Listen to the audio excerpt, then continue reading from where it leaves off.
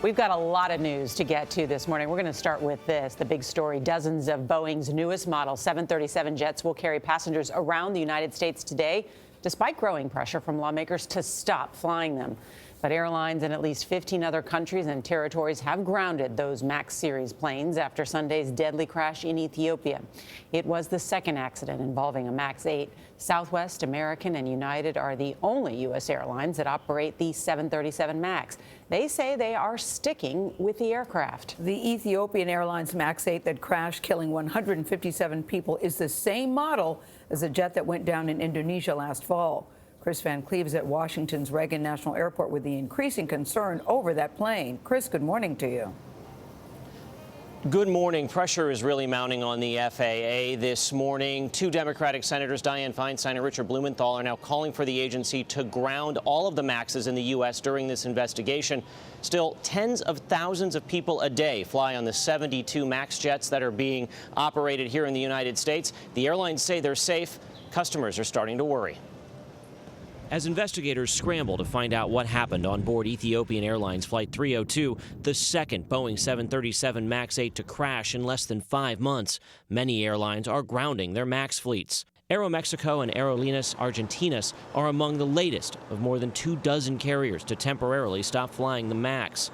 In the U.S., Southwest and American Airlines, which operate two of the largest 737 MAX 8 fleets, are still flying them. United Airlines is continuing to operate the longer 737 MAX 9. In an update to airlines, the FAA says it does not have enough data from Sunday's crash to take action yet, but will if the investigation indicates the need to do so. On Monday, flight attendants unions pushed back against the FAA and the airlines. We need to hear from the FAA with transparency here about what steps they're taking to address the concerns of the public and the crews who are working on these planes. Some passengers are worried, too. I am looking at making sure that I'm not going to put myself on a 737. Said a little prayer and got here safe. One woman asked Southwest on Twitter how to find out what plane she's traveling on for a flight in May, saying she doesn't want to fly on a 737 MAX. Southwest responded, stressing the safety of its operation, saying it had no plans to stop operating its MAX jets. First of all, Ross Amer is a retired airline captain who flew an older version of the 737. We don't know exactly if this is the same thing that happened a few months ago with the Lion Air. He says the data and voice recorders recovered from Flight 302 need to be analyzed before U.S. airlines take any action. Perhaps a grounding may be a right thing to do till we find out exactly what happened and Boeing comes up with a fix. Now, Boeing's CEO says he is confident in the safety of the 737 MAX. The company says it is working to understand all aspects of Sunday's tragic accident.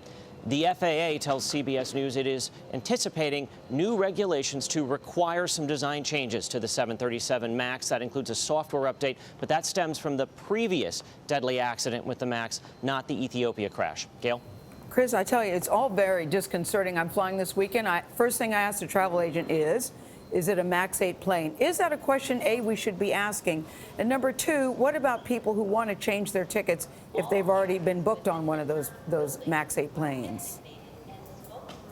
Well, it's a question a lot of people are asking, and the way to find out, you can call your airline, you can look in your reservation email, that usually tells you the aircraft type, and certainly it is online.